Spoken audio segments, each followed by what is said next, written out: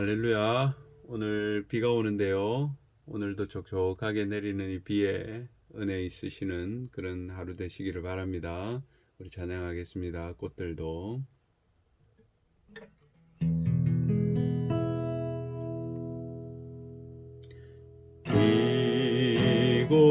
이곳에 생명샘 솟아나 눈물 골짝 지나갈 때에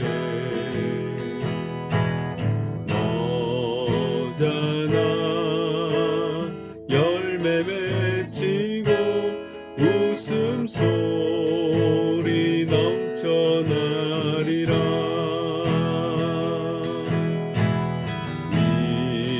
이곳에 생명샘 솟아나 눈물 골짝 지나갈 때에 너잖아 열매 맺히고 웃음소리 넘쳐나리라. 꽃들도 구름도 바람도 넓은 바다도 찬양하라 찬양하라 예수를. 하늘을 울리며 노래해 나의 영혼아 은혜의 주 은혜의 주 은혜의 주.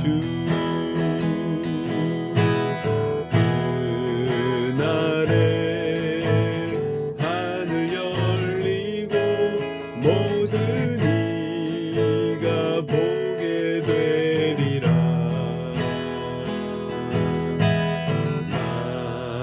마침내 꽃들이 피고 영광의 주가 오시리라.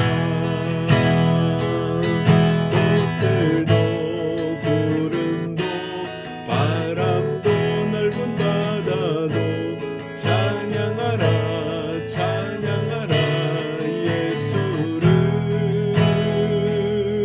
하늘을 울리며 노래해 나의 영혼아 은혜의 주 은혜의 주 은혜의 주. 꽃들도 구름도 바람도 넓은 바다도 찬양하라 찬양하라 예수를. 하늘을 울리며 노래해 나의 영혼아 은혜의 주 은혜의 주 은혜의 주.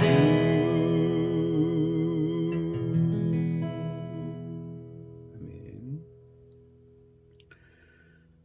오늘 말씀은 마가복음 14장 10절에서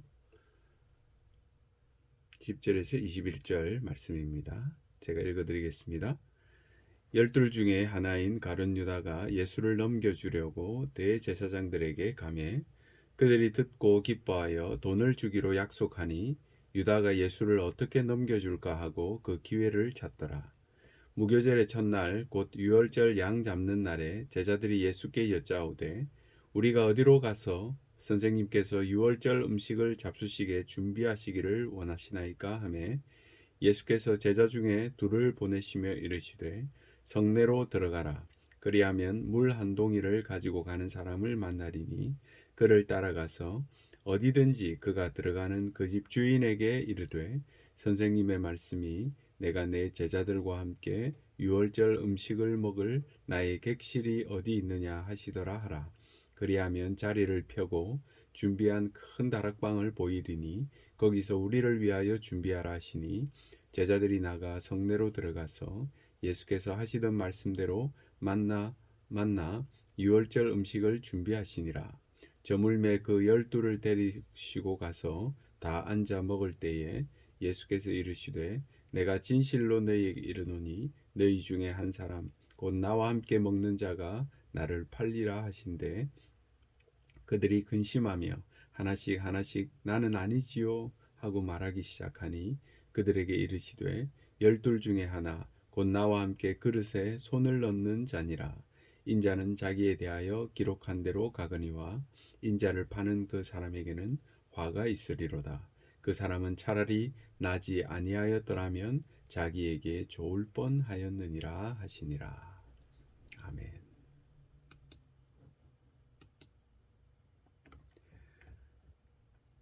배신의 아이콘 가룟 유다는 왜 스승을 돈으로 팔았을까요?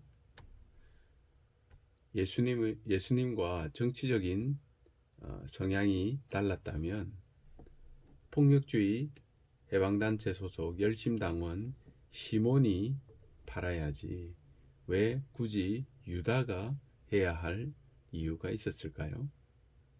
그보다 먼저 왜 12제자 중 가룟 유다가 하필 돈을 담당하게 되었을까요? 세무 전문가였던 마태도 있었고 가방끈이 길었던 것 같은 요한이나 의심 많은 도마가 적임자는 아니었을까요? 자살을 선택하는 사람들은 대개 차분한 성격에 명예를 중요하게 생각하는데 유다도 그랬던 것 같습니다. 그래서 양은 냄비처럼 성격이 불같고 털털했던 어부 출신 제자들과 달리 꼼꼼하고 깔끔한 성격의 그가 회개로 낙점된 것으로 보입니다. 사실 사역 초기에는 출납을 관리할 필요도 없었을 것입니다.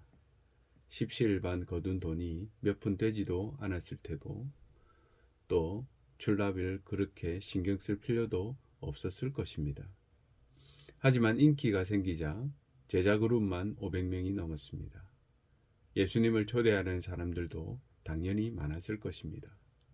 후원도 늘어나고 재정 규모가 상당했을 것으로 보입니다.